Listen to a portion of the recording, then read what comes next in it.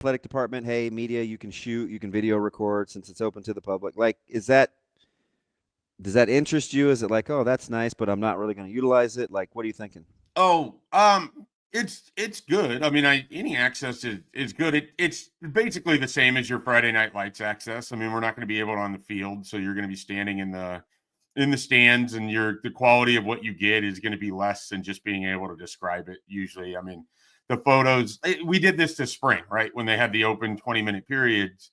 Like, I don't have a super high quality camera. I have just a serviceable camera, the lens of which is relatively fine, but I am not a particularly good photographer because I don't generally need to be. Like, I'm not out there trying to take action shots that I will be submitting for award-winning quality, but usually I'm close enough to the action that I can get solid photos. I'm going to stop well short of good.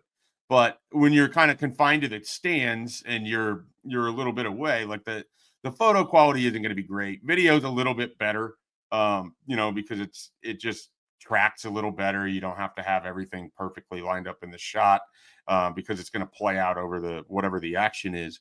But yeah, I mean, it's good that we're going to be able to get this. I'm very curious what it looks like in terms of the environment on Friday. They pulled this thing together here this spring, and I didn't know who was going to be coming out. And right now, it seems like they have an intriguing list. There's a couple teams that I think are kind of flip flopping on whether they're going to be here or not, and one of them, South Florida Express, would be bringing in the largest contingent of talent. But I was just reading about Midwest Boom, a 7-on-7 team that has their quarterback is Jonas Williams. He's committed to USC.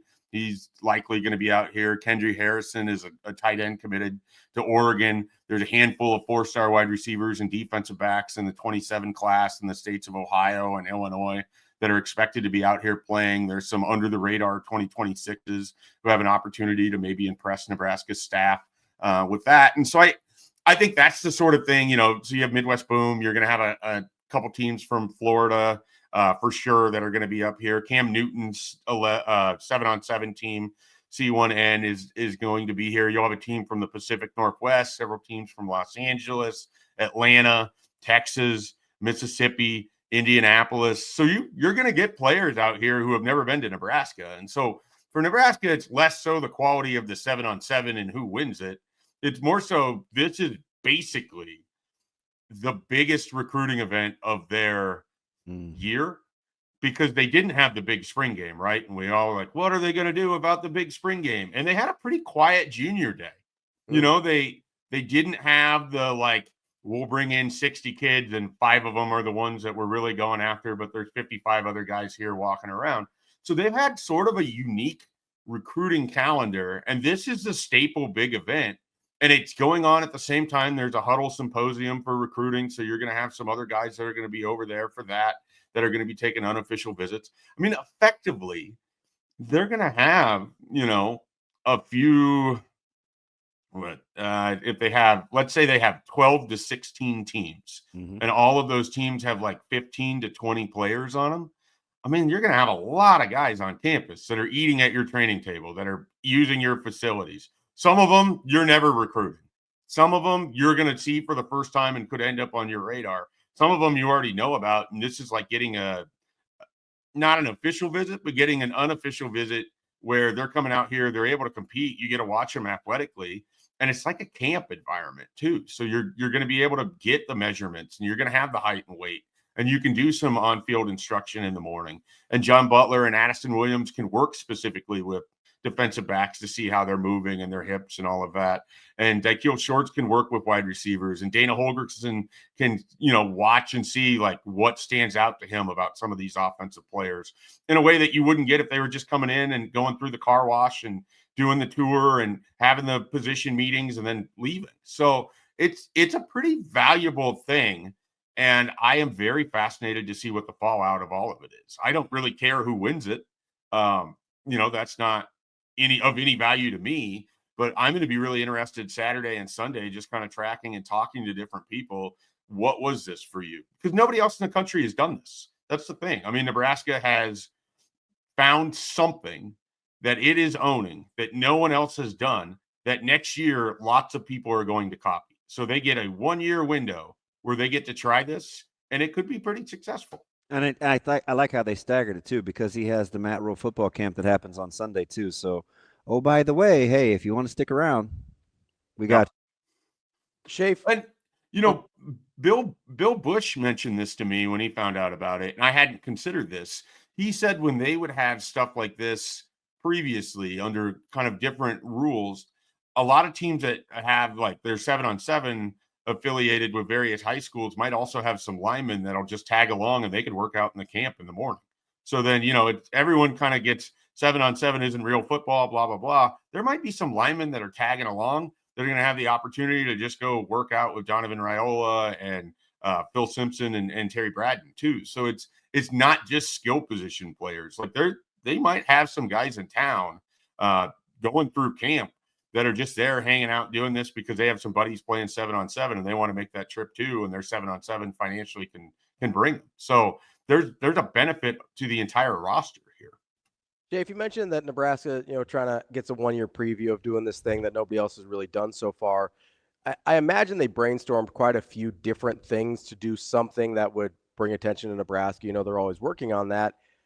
I wonder if part of it, with the emphasis on guys that love football and guys that are hyper competitive, I do wonder if they maybe do care a little about who wins, or at least how the competition goes, if that makes sense. I think it's less so the final results than if you are a 4-star player, are you the kind of guy that's out on the field all the time? Or are you the kind of guy that just wants to take a few reps, run around, take some pictures, be an Instagram football player, look like, let everybody know that you're on a campus somewhere, and then you're just sitting off in the corner screwing around on your phone? I mean, I like those guys exist, and you want to avoid them. Like Nebraska taken a few of those players in the past and found out the hard way that when they got here, they're a lot more interested in appearing. Have their phone on the field. Like I don't think you can, Schaefer. I remember a couple of times. It's funny you use that as an analogy. We were just kind of doing the walk pregame, and you and Brunts were in the corner. It was early, and 2 guys were hurt. I'm not even going to say who they were, and they were along the bench. And I was walking around the field with Coach Rhule, and he stopped. Was on the other side. It was a couple of years ago because they were on the other side of the field. And he goes, "What are we doing with that?" Remember when that was the whole big thing, by the way? Yeah, I do. Hey, don't wear darks in the sun. He's like, "Hey, what are you doing with that out here?" And said player was like, "Oh, I'm just texting to see if we're doing our rehab on the field or at the complex." And I just was like, "Wow, I like it." Like even though you're not like that's a. I'm glad you bring up stuff like that because people think that stuff doesn't matter. But it actually does, man. Like, are you out here to learn something and kind of, steal some reps, or is it about something else? I mean, I don't want to name names, but there were some players under the previous couple regimes that didn't play, but managed to have very flashy posts on their social media ahead of games. Like, they're going through their warm-ups and they got the war paint on and they've got all of it, and it's for the gram, and it's like it's a real thing. Like there was players like that it's not about what happened in the game, and then that post is going up after you just lost a critical road game. Used to drive you crazy, and then it's like you're on the flight and like whatever. I mean, these guys are still effectively kids, and I don't want to be overly critical about it, but damn well Matt Rhule wants the guys that the last thing they're thinking about is putting up a picture of them on a road trip somewhere when they're flying back after another 1-score loss. Oh. Like they do, like you want that out of your program as much as possible because it doesn't give you any value. Like you're not, what was it, the phrase that Ryan Held used to use, and Nebraska had guys like this and they knew they had guys like this. You don't want the bus riders and the steak eaters. Like you want guys that are there to play football. Yeah. And I think sometimes when we try to devalue 7-on-7, some of the stuff you can find in there, if that kid's a 5-star and he's playing every rep in a 7-on-7, that's a big deal. Yeah. It's a set apart for sure. It's not necessarily like a negative marker, but if he is, like, that's definitely Yeah, it's just a note, it's just something you write down. You're like, all right, this kid's competing. Does he need to run the 40-yard? Does he need to put up a time for Nebraska to camp? No, but is he doing it because he wants to see if he's faster than everybody else? Seems like that matters.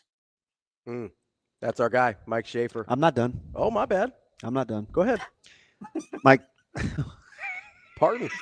Incredible. Like, this is what we do, Mike J. This is what we do. I try and read it. Sometimes I guess wrong. That's, it happens. You guys can have like hand signals under the table. We do sometimes, but, I kind of just looking at him. I was like, to his, I can't believe I'm going to help him out here, but in his defense, there was a little pause where I sat back in my chair, which typically means that you're good. I'm done. Yeah. But I have one more question. Yes. You may want to pull up NFL standings from 2024, unless you know off the top of your head. I can help you out too. In your head, Mike J, who's the most likely to go from worst to first? Okay. So the Commanders didn't quite do that. Our last place teams last year. I think it's happened 18 out of the last 21 years. Patriots. Cincinnati. Or Cleveland. Browns. Yep. Tennessee. Vegas. Giants. Bears. Saints. 49ers. I mean, the obvious two, because it's the other ones are just hard. So the AFC North was the Browns, right? Yep. Mm-hmm. Yeah. And I just don't see that one. If it was the Bengals, it'd be easier to talk myself into that. Sure. But the Browns, there's too much going on there at the quarterback position, so they're out. Giants, too many teams to jump over. So for me, they're out. Tennessee plays in the right sort of division where this thing can happen. I just don't believe in the infrastructure over there. I just don't. Fair. So they're out. I don't think the Patriots are jumping the Bills, even if I think that Mike Vrabel is going to have them playing better football overall. So they're out. It's really just the Saints and the 49ers. The Bears, you could maybe talk yourself into with Ben Johnson and what they put together in terms of talent. That division is a fight. Let me ask that is a fight. Let me ask you something, Shafe. You know this division better than anybody. I made the case to Verzal last week, but I couldn't get him to play along because he hates Caleb Williams. Hates him. Could the last place team in your division have 10 wins? I mean, it's a possibility. I don't know. I think the Vikings are going to struggle. Certainly could have 9. Like, I think the Vikings might struggle to get to 10 just because we don't know how it's going to go with J.J. McCarthy. Exactly. I think what it's going to be, though, is a lot of those teams are going to beat each other up. Like, I don't think you're going to have, like, a 13-win NFC North champion because I think it's going to be hard for anyone to go 2-0. Everybody could be between, like, 8 and 11 wins. Yeah, I think that's pretty likely. Like, I would be surprised if anybody has less than 8 wins. So Oh, really? Yeah, well, you'd have to have if there's just a really bad injury or whatever, but the Vikings roster is very good. The Lions roster is very good. The Packers, despite the fact they never like to give them any credit, have talent on that team throughout. The Bears have an interesting new head coach, and they still have plenty of talent, even if you're not a big believer in Caleb Williams. You could make the case. I don't get that. What? Listen, Shafe, I think you could make the case that the Bears have a better roster than the Packers. I was just going to say that. You don't know about the quarterback. How do you not know about? Stop saying that. How do you not know about Caleb Williams? Because you have a bigger sample size of success with Jordan Love. You don't know what the ceiling on Caleb Williams is. You don't have a bigger sample size of success. You have a bigger sample size with Jordan Love. I can't believe you guys are making me make this case. Okay. Here's why I feel comfortable putting the Packers over the Bears. And it doesn't have to do with the quarterbacks. I don't particularly like him, but Matt LaFleur is a good coach. No, Matt LaFleur is winning with who was the quarterback that they basically Malik Willis. No, he's running a high school offense with Malik Willis, and they're winning games. And if Matt LaFleur was the Bears quarterback, Justin Fields would have had more success. And that first start against Tennessee for Willis, they ran up and down the field. Like, he is a good I don't think they have a loaded roster. I just don't get the quarterback thing. I think Yeah, Jordan Love's fine. full extra fine. year. of He's Jordan Love. okay, but so's Caleb Williams. Like we just looked up his stats. Like the dude is pretty good He for was a pretty guy good. that we take a duker on. He's also. I mean, think about it this way: the Packers played the Eagles better than the Chiefs did in the Super Bowl. Now, I'm definitely not down on the Packers. Hear my heart. Yeah, I'm just saying. I think Matt LaFleur is we don't know what Ben Johnson is as a head coach either. I mean, we've seen this before where the hotshot offensive coordinator gets into the big chair and it doesn't quite go how you want. That's the thing. LaFleur is just start with the head coach, not the quarterbacks or even the roster, because I do like the Packers roster defensively.